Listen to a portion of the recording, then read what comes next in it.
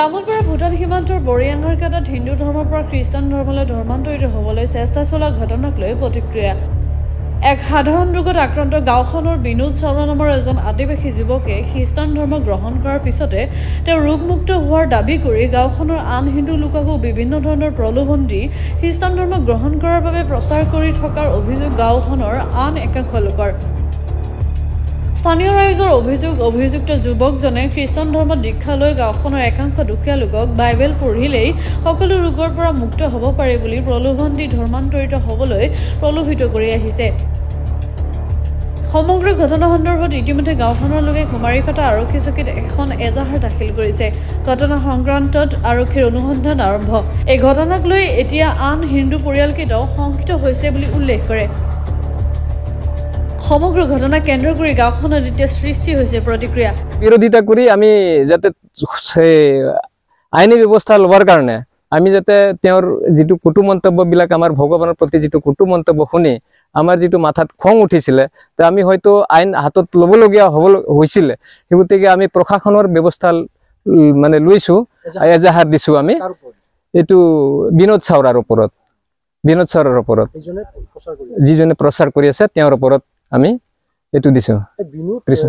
মই জানামতে 2023 চনত তেওঁৰ এটা বেমাৰ হৈছিলে। তাৰমানে তেওঁ গুজৰাটত কাৰখানাত কাম কৰি আছিলে। কাৰখানাত কাম কৰি থাকোঁতে হয়তো গাড়ীৰ পৰা মাল লোড কৰিব লাগে, গাড়ীত লোড কৰিব লাগে কাৰ্টুন, আৰু কেতিয়াবা নামাবও লাগে। তো সেই সময়ত তেওঁৰ ওজন যিটো আছিল, তেওঁ যিমান দাঙিব পাৰে মানে নোৱাৰে তাতকৈ বেছি দাঙিছিলে। তো ডিঙিত তেওঁৰ মানে ভাজ লাগি গৈছিলে। সেই ভাজতে মানে তেওঁ ঘৰত উভতি আহিল। ঘৰত উভতি অহাৰ পিছত তেওঁ চিকিৎসা কৰিল। আমাৰ গাঁৱৰ ৰাইজেও সহায় কৰিছে। আনকি GNRC-ত তেওঁ 90টা ইনজেকশ্যন লোৱা বুলি কৈছে, GNRC-ত হেৰি কৰি। তাৰপিছত তেওঁ ইনজেকশ্যন GNRC-ত নলৈ, ইনজেকশ্যন লৈ আনি ইয়াতে আমাৰ ঢেকীয়াবস্তি চকতে ইনজেকশ্যন দিয়া বুলি কৈছে। তাৰপিছত তেওঁ অলপ আৰাম পোৱাৰ পিছত তেওঁ গাঁৱৰ পৰা গ'ল। গাঁৱৰ পৰা যোৱাৰ পিছত মই ক'ত গ'ল তাৰ মই কৈ আছোঁ। পিছত তেখেতৰ মাকক মই সুধিলোঁ, ক'ত গ'ল ল'ৰাটো? মাকে ক'লে কাম কৰিব গৈছে। কিন্তু এতিয়া আহি তেওঁতো উল্টা কৈ আছে বোলে মইতো তাতে গৈছিলোঁ, মানে এয়া যি বোলে য'ত বেমাৰ ভাল হয়, মানে কোনোবাই তেওঁক মানে লিংক মানে কোনোবাই কৈছে যে সিটো ধৰ্মত গ'লে তাত মানে প্ৰাৰ্থনা কৰিলে বেমাৰটো ভাল হৈ যায়। তাৰপিছত তেওঁ কোৱা মানুহ সেইকাৰণে আৰু তেওঁ তাত গৈ বেমাৰ কেনেকুৱা ভাল হ'ল, এতিয়া চিকিৎসা কৰি ভাল হ'ল নে প্ৰাৰ্থনা কৰি ভাল হ'ল, এতিয়া তেওঁ মানে ডাইভাৰ্ট হৈ গৈছে, মানে এতিয়া খ্ৰীষ্টান ধৰ্ম লৈছে। আৰু তো এইখন গাঁৱত এই ৰাইজে গোট হোৱাৰ কাৰণটো হ'ল যিহেতু আমাৰ আদিবাসী প্ৰাকৃতিক পূজক সাৰদা ধৰ্মৰ আমি মানুহ, সেয়েহে আমি প্ৰাকৃতিক সাৰদা ধৰ্মৰ মানুহ হৈ আমাৰ সমাজত খেলিমেলি লগোৱাৰ কাৰণে আমি এই ৰাইজে আজি উঠি আহিছে। কাৰণ খেলিমেলি লগোৱাৰ কথাটো হ'ল যে আমাৰ প্ৰাকৃতিক পূজক সাৰদা ধৰ্মৰ এক ঘৰ খ্ৰীষ্টান ধৰ্মলৈ আপোনাৰ যাবৰ শুনা পাই আমি এই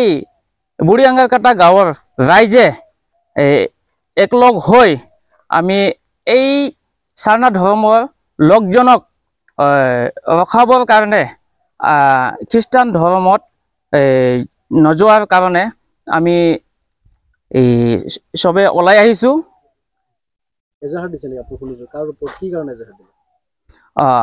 এজাহাৰ দিছোঁ আমি যিজনে প্ৰচাৰ চলাই আহিছে তেওঁৰ ওপৰত এজাহাৰ। আমাৰ মানে গাঁৱত মানে আমাৰে ভাইটি এজনে মানে খ্ৰীষ্টান ধৰ্মত মানে গৈছে, মানে যিহেতু তেখেতে হিন্দু আছিল, তো মানে আমাৰে হয় ভাইটি। তো মানে আজি আমি এই গোটাইখিনি একত্ৰিত হোৱাটো এটাই উদ্দেশ্য হৈছে যে তেখেতে মানে অন্য ধৰ্মত গৈ কিনে আজি আহি কিনে আমাৰ গাঁৱৰ যোনবিলাক আছোঁ, আমি হিন্দু মানুহ আছোঁ, সেই হিন্দু মানুহৰ ঘৰে ঘৰে যাই কিনে প্ৰচাৰ চলাই আছে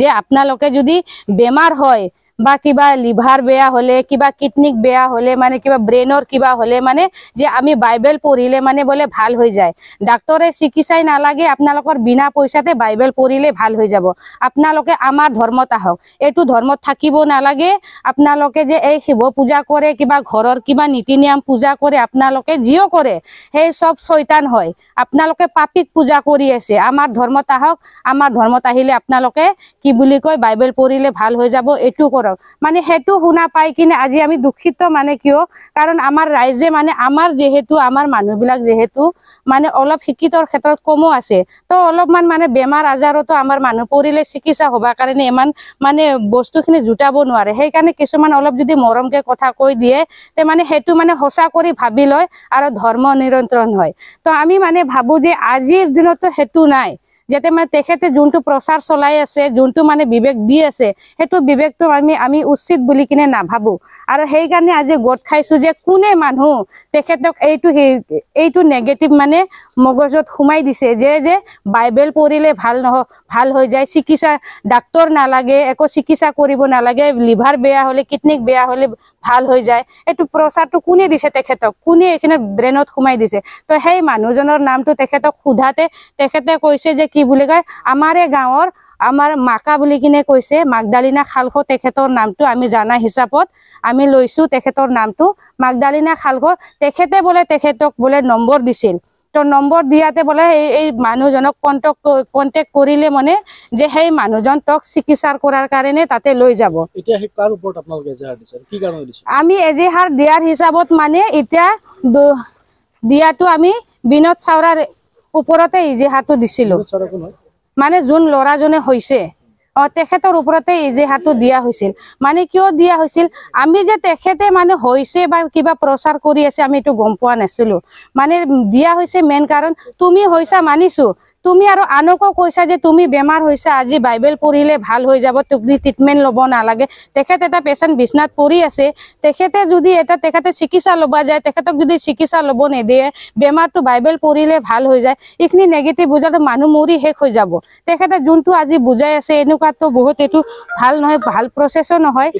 যে তেখেতে মানে আমাৰ মানে এনেকুৱা যাতে প্ৰচাৰ নচলে আৰু আমাৰ এই ভুৱা যোনটো কৈ আছে ভুৱা বাতৰিখন হি নকৰে যাতে আমাৰ মানুহখিনিও আজিয়ে বুজি লওক যে কোনো মানে এনেকুৱা বাইবেল পঢ়িলে ভাল নহয় ট্ৰিটমেন্ট দিয়ে ভাল হ'ব যিকোনো বস্তু যোনটো দেহাত বেমাৰ আছে কোনো বাইবেল পঢ়িলে ভাল নহয় তো যিকোনো হক ডাক্তৰ লাগিবই তো মানে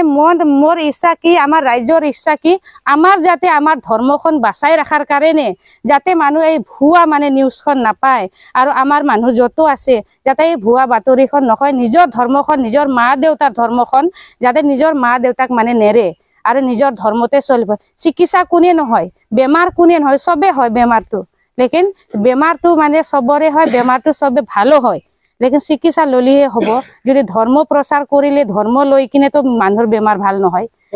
তামুলপুৰৰ পৰা প্ৰসাদ দাসৰ ৰিপৰ্ট গ্লোবেল এনি 24x7